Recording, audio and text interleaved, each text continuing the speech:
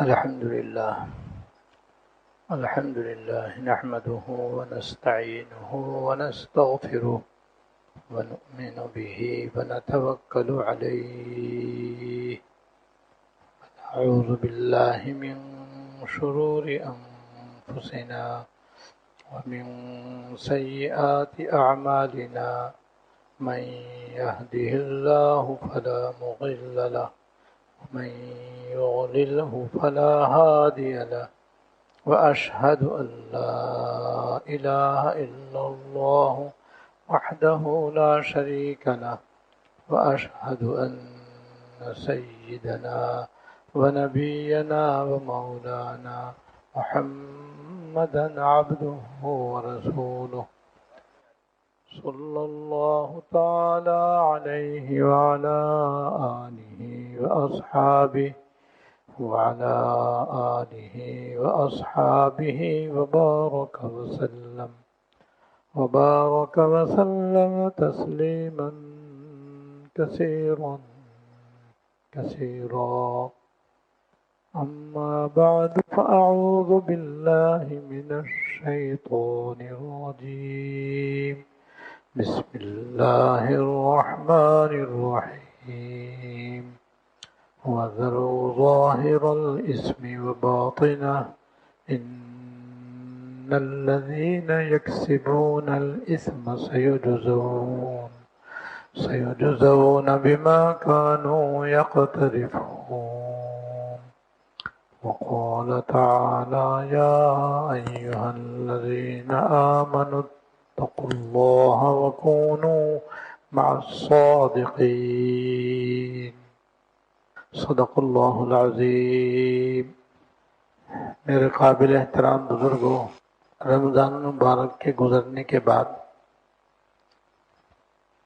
تقریباً یہ تیسرا یا چوتھا جمعہ ہے. ہر جمعے میں وہ باتیں بیان کی جا رہی ہیں کہ اگر ہم ان کو اختیار کر لیں اور ان باتوں کا معمول بنا لیں تو انشاءاللہ تعالی رمضان المبارک میں جو برکتیں، رحمتیں اور مغفرتیں من جانب اللہ عطا ہوئی ہیں، وہ نہ صرف محفوظ رہیں گی بلکہ ان میں ترقی ہوگی اور اضافہ ہوگا، اور آئندہ بھی وہ برکتیں اور رحمتیں اور نعمتیں انشاءاللہ تعالی ہمیں حاصل رہیں گی. تو یہ ماہ رمضان ہمیں کچھ دینے کے لیے آیا تھا، اور وہ سب کچھ دے کر چلا گیا. اب یہ ہماری سمجھداری کی بات ہوگی کہ جو کچھ وہ دے کر گیا ہے ہم اس کو باقی رکھیں اور اس کو محفوظ رکھیں، تاکہ اگلے رمضان میں مزید جو کچھ وہ دے وہ ہم لیں. اس طرح سے روز بروز ہماری دینی زندگی میں، آخرت کی نعمتوں میں ترقی ہو، اضافہ ہو، برکت ہو، یہاں تک کہ دنیا میں بھی ہم فلاح یاب ہوں اور آخرت میں بھی اللہ تعالیٰ کی طرف سے مغفرت اور بخشش سے مالا مال رہیں، جو ہماری زندگی کا اصل مقصود ہے. تو اب تک تقریباً 4 باتیں میں نے بیان کی ہیں. 2 باتیں آج بیان کر کے میں اس مضمون کو انشاءاللہ پورا کرنے کی کوشش کروں گا. پہلی بات یہ بتلائی تھی کہ ہم لوگ بلا شبہ ہر وقت، ہر دم، ہر روز، ہر وقت اور ہر دم اللہ تعالیٰ کی بے شمار نعمتوں سے مالا مال ہے. ان نعمتوں کو سوچنا اور دل و جان سے ان کا شکر ادا کرنے کا معمول بنانا چاہیے، جس میں رمضان شریف کی نعمتیں بھی آ گئیں، رمضان شریف کے بعد کی نعمتیں بھی آ گئیں، موجودہ نعمتیں بھی آ گئیں، اور مستقبل میں جو اللہ تعالی ہمیں نعمتیں عطا کرنے والے ہیں وہ بھی آ گئیں، اور جو ماضی میں ہم کو نعمتیں حاصل ہوئی تھیں وہ بھی آ گئیں۔ سب پر شکر ادا کریں۔ یا اللہ، جو ماضی میں آپ نے دیا، جو حال میں آپ نے دیا، جو آئندہ آپ دیں گے، یا اللہ آپ کا شکر ہے، یا اللہ آپ کا شکر ہے۔ اللہم لک الحمد ولک الشکر، اللہم لک الحمد ولک الشکر۔ اس کا معمول بنائیں۔ چلتے چلتے، بیٹھے بیٹھے، آتے جاتے، ملتے جلتے، کوئی سی بھی نعمت ذہن میں آ جائے، دل ہی دل میں الحمدللہ کہنے کی عادت ڈالیں۔ پہلی بات یہ بیان کی تھی۔ دوسرے نمبر کی بات، اور دوسری بات میں نے عرض کی تھی کہ ہمارے روزمرہ کے فرائض میں، بلکہ زندگی بھر کے تمام فرائض میں سب سے اہم نماز ہے، اور مردوں کو چاہیے کہ یہ پانچوں نمازیں باجماعت مع تکبیر اولیٰ کے ادا کرنے کی عادت ڈالیں۔ گھر کی تمام خواتین پانچوں نمازیں وقت مستحب میں باقاعدہ پابندی سے ادا کرنے کی عادت ڈالیں۔ اس میں ہماری غفلت، سستی، لاپرواہی بالکل نہیں ہونی چاہیے۔ مردوں سے اس میں دکان پر ہونے کی وجہ سے، مل اور کارخانے میں ہونے کی وجہ سے، ملازمت میں ہونے کی وجہ سے، ڈیوٹی کی وجہ سے، دوست احباب کی ملاقات کی وجہ سے، شادی بیاہ کی تقریبات کی وجہ سے، تفریحات کے لیے آنے جانے کی وجہ سے اکثر کوتاہی ہوتی ہے۔ یہ نہیں ہونی چاہیے، یہ ہرگز نہیں ہونی چاہیے۔ خواتین کا مہمانوں کے آنے کی وجہ سے، ان کی بھی شادی بیاہ کی وجہ سے اور تقریبات کی وجہ سے، مہمانوں کی وجہ سے اکثر و بیشتر نماز قضا ہوتی ہیں۔ یہ ہرگز نہیں ہونا چاہیے۔ یہ دو باتیں ہو گئی۔ تیسری بات یہ ہے کہ اللہ تعالیٰ نے ہمیں قرآن کریم کی شکل میں ایک اپنا کلام عطا فرما دیا ہے، جو بہت بڑی نعمت ہے، جس میں کوئی شبہ نہیں ہے، جس کے بڑے فضائل ہیں جو آپ بارہا سن چکے ہیں۔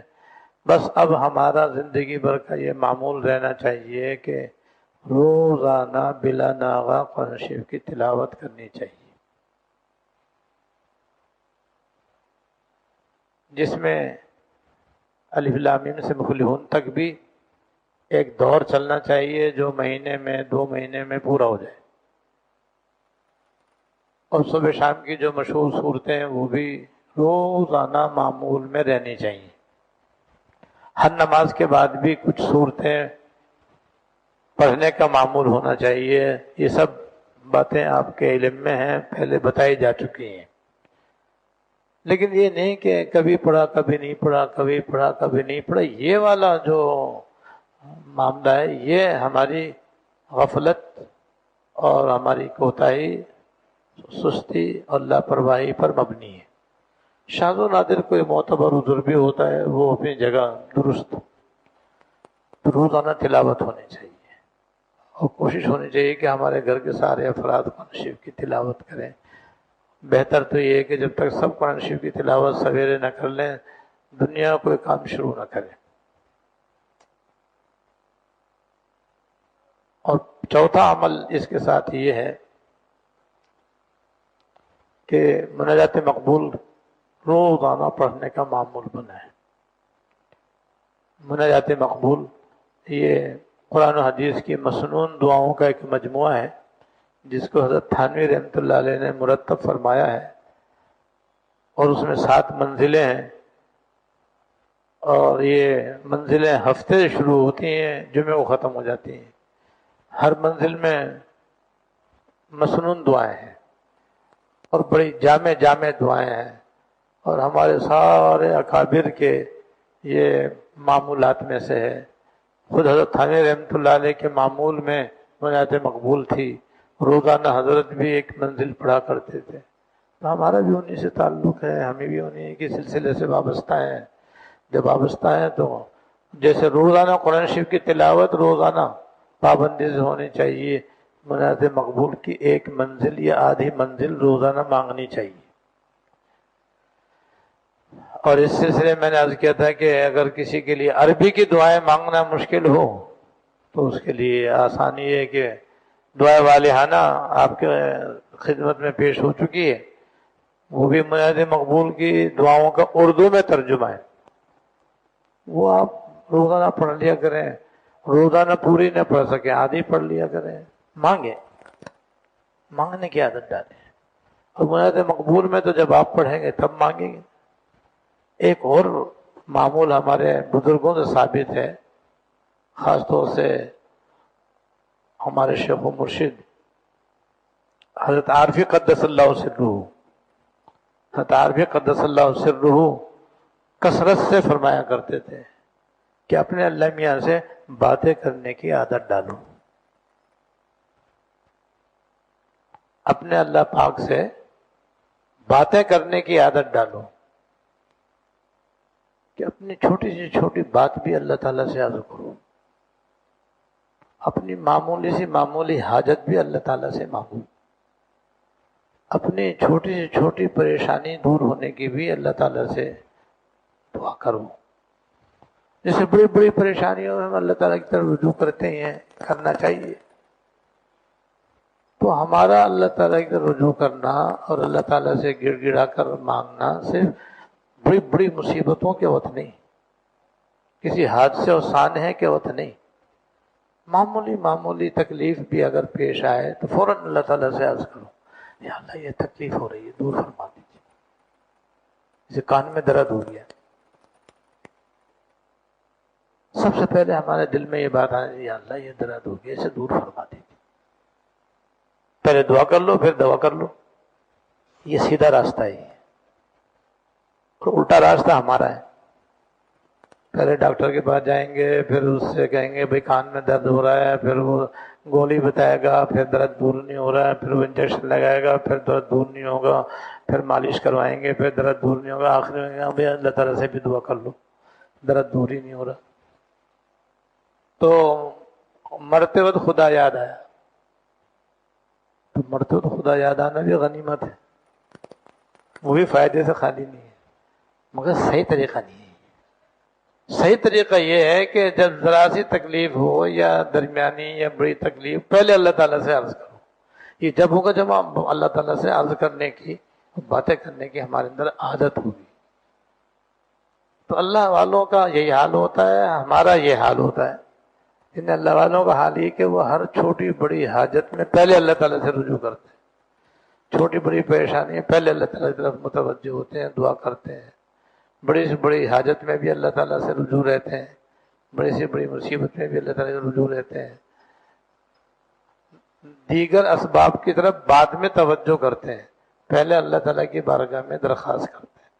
تو یہ ہمارا معمول ہونا چاہیے، یہ بات ہماری عادت بننی چاہیے، یہ ہے صحیح طریقہ، یہ ہے صحیح طریقہ۔ تو یہ دعا جو ہے صبح شام کے تو ہمیں مانگنی ہی چاہیے، اور مناجات مقبول تو پڑھنی ہی چاہیے، یہ عادت ہم کسی طریقے سے بنا لیں، اور کو بنانا کوئی مشکل نہیں، بس 2-3 دن بس آپ توجہ دیں، ہر کام توجہ سے ہوتا ہے، ہمت سے ہوتا ہے، کہ بھئی سویرے اٹھتے ہی بس عہد کر لیں گے بھئی آج میں ہر کام سے پہلے اللہ تعالیٰ سے رجوع کروں گا، اللہ تعالیٰ سے مانگوں گا۔ اب صبح آنکھ کھل گئی، یا اللہ آپ کا شکر ہے آنکھ کھل گئی، یا اللہ اب صبح شام تک بہت سارے کام ہیں، ہر ایک کے اپنے اپنے کام ہیں، یا اللہ یہ سارے کام آپ میرے لیے آسان کر دیجیے۔ اس کے بعد پھر آپ گھر سے باہر نکلے، یا اللہ اب جا رہا ہوں، کام فلاں کام ہے، آپ کروا دیجیے۔ جو کام بھی سامنے آتا جائے پہلے اللہ تعالیٰ سے مانگتے جائیں، تو خود ہی اپنی آنکھوں سے دیکھو کیسی اللہ تعالیٰ کی طرف سے مدد ہوتی ہے اور کام کیسے آپ کے لیے آسان ہوتے ہیں، اور کام بھی آسان ہوں گے، عبادت کا ثواب بھی ملے گا، بلکہ عبادت کا مغز آپ کو نصیب ہوگا اور اللہ تعالیٰ کا بے حد قرب آپ کو حاصل ہوگا، اور جو آپ کے کام ہیں وہ بھی آسان ہوتے چلے جائیں گے۔ اور گزشتہ جمعے کو میں نے یاد کیا تھا کہ ایک بہت بڑا اور بہت اہم عمل جو رمضان شریف ہمیں سکھا کر گیا ہے، ویسے بھی قرآن و حدیث میں اس کی تاکید و ترغیب موجود ہے، وہ ہے ذکر اللہ کثرت، کثرت سے اللہ تعالیٰ کا ذکر کرنا۔ یہ گزشتہ جمعے کو میں نے اس کی تھوڑی سی تفصیل بیان کی تھی، اور اس کی دو موٹی موٹی قسمیں بیان کی تھی، کہ ایک زبان سے ذکر ہوتا ہے جس کو ذکر لسانی کہتے ہیں، لسان کے معنی زبان کے آتے ہیں، ذکر لسانی کے معنی زبانی ذکر، اور ایک ذکر قلبی ہوتا ہے، قلب کہتے ہیں دل کو، تو ذکر قلبی کے معنی ہے دل کا ذکر۔ تو ذکر تو کرنا ہی چاہیے، ہر مسلمانوں کرنا چاہیے، اور کثرت سے کرنا چاہیے، لیکن زبان سے بھی کرنا چاہیے، دل سے بھی کرنا چاہیے۔ زبان سے ذکر کرنا تو سبھی کو آتا ہے، بھائی سبحان اللہ سبحان اللہ سبحان اللہ پڑھ رہے ہیں، زبان کا ذکر ہے، الحمدللہ الحمدللہ الحمدللہ پڑھ رہے ہیں، زبان کا ذکر ہے، لا الہ الا اللہ لا الہ الا اللہ لا الہ الا اللہ آپ زبان سے پڑھ رہے ہیں، اللہ تعالیٰ کا ذکر ہے، مگر زبان سے ہے۔ دل اس کے ساتھ کبھی ہوتا ہے کبھی نہیں ہوتا۔ جب ہمارا دھیان الفاظ ذکر کی طرف ہو، ذکر کے الفاظ کی طرف ہمارا دھیان بھی ہو، تو پھر یہ دل کا دھیان ذکر کی طرف ہونا، یہ دل کا ذکر ہے، تو یہ دونوں بھی ساتھ ساتھ ہو جاتے ہیں۔ اللہ والوں کا عام طور پر ایسے ہی ذکر ہوتا ہے کہ ان کا زبان بھی ذکر کر رہا ہوتا ہے اور ان کا دل بھی ذکر کرنے والا ہوتا ہے، دل اور زبان دونوں سے وہ ذکر کرتے ہیں۔ یہی مقام ہم کو بھی حاصل کرنا ہے، اور یہ محنت سے حاصل ہوتا ہے، مشق کرنے سے حاصل ہوتا ہے۔ مشق کرنی یہ ہے کہ زبان سے ذکر کرنا تو کوئی مشکل نہیں ہے، سبھی کر لیتے ہیں، لیکن دھیان لگانے کی مشق کرنے کی ضرورت ہے۔ یہ جو دھیان ہے نا، وہ گیند کی طرح ہے، ہوا چل رہی ہو، ہوا بھی چاروں طرف سے چل رہی ہو، ادھر سے بھی ہوا آ رہی ہے، کبھی ادھر سے آ رہی ہے، کبھی ادھر سے آ رہی ہے، کبھی ادھر سے آ رہی ہے، تو میدان میں گیند کیا ہوگی؟ کبھی ادھر جائے گی، کبھی لڑک کے ادھر چلی جائے، کبھی ادھر چلی جائے، کبھی ادھر چلی جائے، کبھی اوپر چلی جائے گی، ہے یا نہیں؟ ہمارا ذہن بھی ایسا ہی ہے، گیند کی طرح ہے، خیالات کبھی ادھر سے آتے ہیں، کبھی ادھر سے آتے ہیں، کبھی ادھر سے آتے ہیں، کبھی ادھر سے آتے ہیں، کبھی نیچے سے بھی آتے ہیں، کبھی اوپر سے بھی آتے ہیں، تو ہمارا خیال بھٹکتا ہی رہتا ہے بس۔ نماز میں یہ حال ہے، تلاوت میں یہ حال ہے، ذکر میں یہ حال ہے، دعا میں بھی یہ حال ہے۔ تو یہ جو دھیان ہمارا ادھر ادھر گھومتا ہے، یہ جیسی عادت بنا لی ہم نے ویسی ہو گیا، کچھ قدرتی طور پر بھی ایسے ہی ہے، کبھی ادھر کبھی ادھر۔ اس کو زبردستی الفاظ ذکر کی طرف لگانے کی مشق کرنی پڑتی ہے۔ جب بار بار اس کو ادھر ادھر سے ہٹا کے ذکر کی طرف لائیں گے، الفاظ ذکر کی طرف اس کو لگائیں گے، تو لگنا شروع ہو جائے گا۔ یہ جسے گیند کو باندھ کے میدان میں ڈال دو، پھر جھونکوں سے ہوا جائے گی، ہاں گیند ادھر ادھر کہیں بھی نہیں جائے گی، اور اپنی جگہ سے ہلے گی نہیں، وہ آپ نے باندھ دیا اس کو۔ باندھنے کی وجہ سے اب ہوا چاہے دائیں سے آئے یا بائیں سے آئے، آگے سے آئے پیچھے، وہ اپنی جگہ بندھی ہوئی ہے، اب ادھر ادھر نہیں گھومے گی گیند۔ تو ایسے ہی ہمارا دل بھی ہے، جب ہم مشق کر لیں گے اور بار بار اس کی مشق کریں گے کہ ہمارا دھیان ذکر کے الفاظ کی طرف رہے یا ذکر کے معنی کی طرف رہے، تو بس وہ آہستہ آہستہ آہستہ ایک عرصے تک محنت کرنے کے بعد ذہن جمنے لگے گا، دل لگنے لگے گا ذکر کی طرف۔ ہم لگانے کی کوشش کرتے رہے، چاہے لگے نہ لگے، تو اس سے زبان کا ذکر بھی شروع ہو جائے گا، اور زبان کا ذکر بھی شروع ہو جائے گا، اور دونوں جمع ہو جائیں گے تو یہ اعلیٰ درجہ ہے، اور یہ نور علی نور ہے، یہ افضل سے افضل ہے۔ تو یہ دو قسمیں میں نے بتلائی تھی، اور باقی ذکر کی تفصیل آپ کے سامنے بتلائی تھی، اس کے فضائل و فوائد بھی تھوڑے سے بتلائے تھے۔ آج بھی میں دو عمل بتلانا چاہتا ہوں، اب وقت چونکہ کم ہے اس لیے مختصراً عرض کروں گا تاکہ آج یہ مضمون پورا ہو جائے۔ لیکن بیچ میں پھر میں عرض کر دوں، اور شروع میں نے عرض کیا تھا کہ ہمارے اور آپ کے یہاں جمع ہونے کا مقصد کوئی تقریر یا کوئی وعظ یا کوئی خطاب نہیں ہے، بلکہ اپنی اصلاح ہے، اپنی تربیت ہے، اپنا تزکیہ ہے۔ ہم یہاں آتے ہیں اپنی اصلاح کے لیے۔ میں جو کچھ عرض کرتا ہوں میں پہلے خود اس کا مخاطب ہوں، اور اس کے بعد آپ سے بھی عرض کرتا ہوں۔ ہم سب مل کر کے جو بات سنیں بس اس کا معمول بنانا شروع کر دیں، جو بات سنیں اس پر عمل کرنا شروع کر دیں، اور جو میں بات کروں یا تو کاغذ پہ لکھ لیں، کاپی میں لکھ لیں تاکہ لکھا ہوا یاد رہے، یا دل پہ لکھ لیں جو کہ اصل ہے، دل پہ لکھ لیں اور لکھ کر کے یاد رکھیں، یاد کر کے اس کے اوپر عمل کریں۔ اس طرح ہر جمعے کوئی نہ کوئی سبق انشاءاللہ مجھے اور آپ کو ملے گا، بس وہ سبق لیتے رہیں، سبق پڑھ کے۔ اور یہاں پہ سبق ہوتا ہے عملی، عمل کرنے کا سبق ہوتا ہے۔ یہاں پر جتنی باتیں میں نے عرض کی ساری عمل کی ہیں، دیکھو بس وہ عمل لیتے جائیں اور اپنے عمل میں لاتے جائیں، اس کو اپنا معمول بناتے چلے جائیں۔ سارا قرآن شریف بھرا ہوا ہے کہ ایمان کے بعد نیک عمل پر بخشش ہوگی، سارا قرآن شریف سے بھرا ہوا ہے۔ جس کے حاصل معمولات پر بخشش ہوگی، معلومات پہ بخشش نہیں ہوگی۔ ایک آدمی کو ساری نیکیاں معلوم ہیں لیکن عمل میں نہیں ہے، اس کی بخشش نہیں ہوگی۔ اور کسی آدمی کے معمول میں سارے نیک کام ہیں، سارے گناہوں سے اپنے آپ کو بچانے کی کوشش کرتا ہے اور سارے نیک اعمال پر وہ عمل کرتا ہے، تو اس کی بخشش ہو جائے گی انشاءاللہ تعالیٰ۔ تو اللہ پاک نے قرآن شریف میں جہاں بھی جنت والوں کا ذکر کیا ہے تو ان کے نیک اعمال پر عمل کرنے کا ذکر کیا ہے۔ جب ذکر کیا ہے تو بس اس کا مطلب یہ ہے کہ ہم صاحب معمول بنے، صاحب معلومات نہ بنے، یعنی ایسے صاحب معلومات نہ بنے کہ عمل ہی نہیں، اس کا فائدہ نہیں۔ فائدہ یہ ہے کہ جو سنیں عمل کریں، جو سنیں عمل کریں، اللہ تعالیٰ توفیق دے۔ اس لیے ہم یہاں پہ جمع ہوتے ہیں۔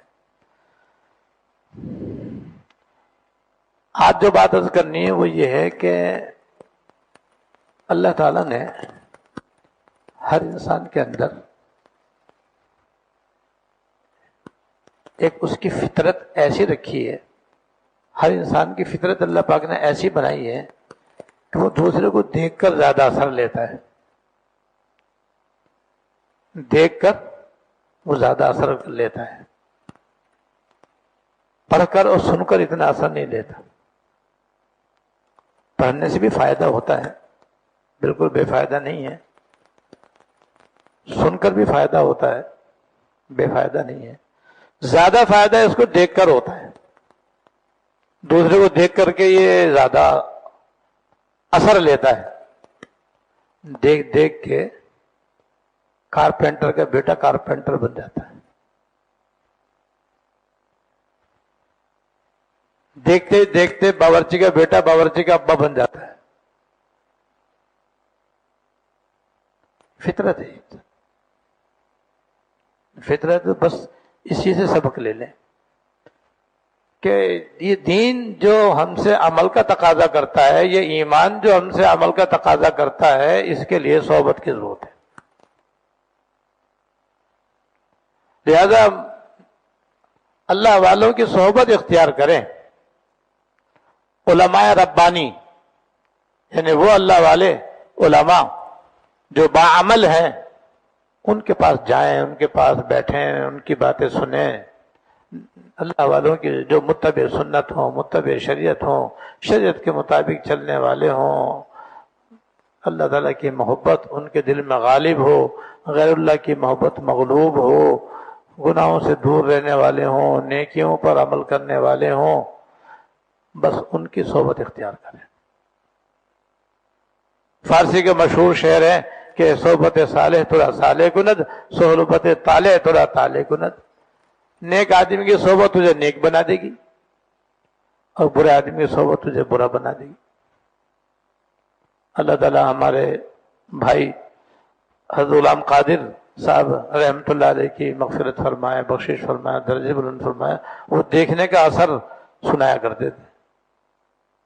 وہ نیوی کے اندر ملازم تھے، اور نیوی کے لوگ جو ہوتے ہیں وہ پانی کے جہاز میں اکثر مشغول رہتے ہیں، ادھر ادھر مشقیں ان کی سمندر میں ہوتی رہتی ہیں، تو ان کی بھی ہوتی تھی۔ زیادہ وقت ان کا جہاز میں گزرتا تھا، اور جہاز میں عام طور پر فرصت ہی فرصت، فراغت ہی فراغت۔ بھائی روز روز لڑائی تو نہیں ہوتی، جنگ تو نہیں ہوتی، اللہ نہ کرے جنگ ہو گئی۔ اس لیے نیوی کے لوگ اپنے سمندر کے شہر میں رہتے ہیں، بس وہیں مشقیں کرتے رہتے ہیں، وہیں وہ سب کچھ اپنی مشقیں جاری رکھتے ہیں، تاکہ خدا نخواستہ کبھی دریائی جنگ ہو تو وہ اس کے اندر بآسانی حصہ لے سکیں۔ تو جہاز میں فرصت ہی فرصت ہوتی ہے۔ اب وہ ہمارے حضرت رحمت اللہ علیہ کے خلیفہ اور مجاز تھے، وہ خود اپنا واقعہ سناتے ہیں کہ میں تو اپنے الحمدللہ جہاز میں اپنے معمولات میں مشغول رہتا تھا، لیکن کبھی کبھی لوگ تاش کھیل رہے ہوتے تھے تو میں ایسے چلتے چلتے کھڑا ہو گیا، ایک دفعہ دو دفعہ، تو میں نے ان کو تاش کھیلتے ہوئے دیکھا ایسے بس، تو میرے دماغ میں بھی آنے لگا کہ یہ پتہ یوں کر دیں گے تو چھکا من لگ جائے گا، یوں کریں گے تو یہ جیت جائے گا۔ تو مجھے پتہ چلا کہ وہ یہ دیکھنے سے اثر آ رہا ہے اندر، کہ میں بھی دلچسپی لے رہا ہوں، میں تو خالی دیکھنے کے لیے کھڑا ہوا تھا، اب میری عقل اس میں کام کر رہی ہے، اور جناب مجھے بھی تاش کھیلنے کا شوق شروع ہو گیا۔ تھوڑی دیر کھڑے ہونے کا یہ اثر، بھائی اسی سے سمجھ لو کسی اللہ والے کی صحبت میں آپ بیٹھو گے تو چاہے تھوڑی دیر بیٹھو، اس کا ضرور اثر ہوگا۔ جتنے بھی اللہ والے گزرے ہیں سب وہ نیک صحبت کی وجہ سے اللہ والے بنے ہیں۔ ہمارے اندر بس یہی کمی ہے، اس لیے ہمارے اندر دین عمل میں آنا ہمارے لیے مشکل ہو رہا ہے۔ آسان طریقہ جو ہے وہ ہم اختیار کر نہیں رہے، اس وجہ سے کہنے سے بھی فائدہ ہو رہا ہے، سننے سے بھی فائدہ ہو رہا ہے، لیکن پورا فائدہ نہیں ہو رہا ہے، اس وجہ سے کہ نیک صحبت میں نہیں ہے ہم۔ یہ ہمارے اندر بہت بڑی کمی ہے، اس کمی کو دور کرنا چاہیے۔ آخری بات جو ہے وہ ذرا تھوڑی سی لمبی ہے، وہ پھر بھائی مجبوراً آئندہ جو میں انشاءاللہ بیان کرنی پڑے گی، کیونکہ وہ ان سب سے اہم ہے۔ جتنی باتیں میں نے اب تک بیان کی ہیں ان میں سب سے اہم ہے وہ بات جو آخر میں بیان کی جائے گی۔ اللہ تعالیٰ مجھے بھی اور آپ کو بھی عمل کی توفیق عطا فرمائے۔ وآخر دعوانا الحمدللہ رب العالمین۔